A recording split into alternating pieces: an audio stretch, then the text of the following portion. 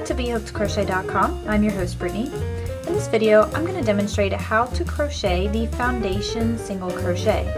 Now using the foundation single crochet you can completely eliminate the need to use a foundation chain. If you'd like to follow along with this demonstration, I'm going to be using a worsted weight yarn and a size 6mm hook.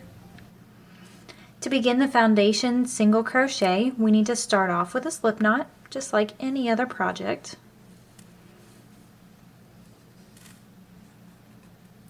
And now we just need to make 2 chains, and we want to do so relatively loosely. So the slip knot that's on your hook, you don't want to pull that too tight. Honestly, tension is going to be either your best friend or your worst nightmare when working in foundation stitches. So you just want to grab that working yarn, pull it through, and one more time. Okay, and looking at it from this angle, we can see we've got a loop here, and then we've got that back bar right there. And we want to take our hook and put it right underneath that first bar, but then we also want to put it underneath that back bar as well. Then we're just going to wrap the working yarn, pull it through both of those loops, and now you really want to exaggerate this stitch. Pull up on that yarn and make a yarn over and pull through one of those loops on your hook. Now what we've done there is we've created the next chain that we're going to be working into. And the reason why I'm stressing to make this so loose is because if your tension is loose on this side, then it's going to be a little uneven. So when you're working in foundation stitches, we're used to crocheting, you know, from one side to the other, but with this method we're actually crocheting vertically instead of horizontally. So this side right here is the bottom of our work, and this side over here is the top side. So once you've got that little bit of understanding, you just want to yarn over and pull through both loops on your hook. So we've just finished a single crochet like normal. And when you're looking at it from here, we can see this bar right there. And then if you turn it to the side, you can also see that little back bar. So those 2 loops are very important. We're always going to be working in them. So go ahead and place your hook under that first one and the second one as well. Yarn over, pull up a loop, and like I said, really pull that up. Yarn over, pull through, so we've got that chain, and now finish your single crochet.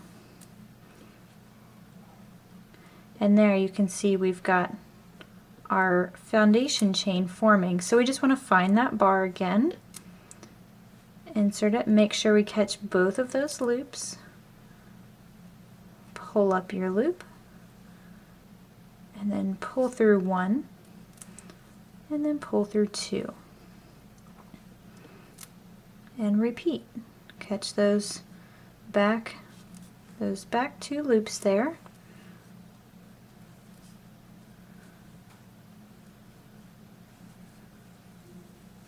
And you'll just keep going in this same manner. Now, once you've learned this technique, you may decide that you want to use it all the time, because honestly, it's a little bit time consuming to make a foundation chain and then have to go back and then work your stitches. And sometimes when you make your chains, the tension is a little too tight, so your project isn't flat. And honestly, I think this is one of the best ways to start off your foundation row.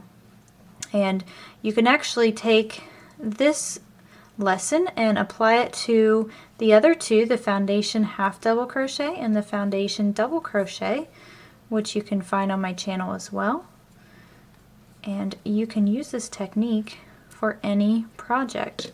So once you get a few stitches, you can see when you turn it this way, I mentioned before, this is the bottom and these are the top.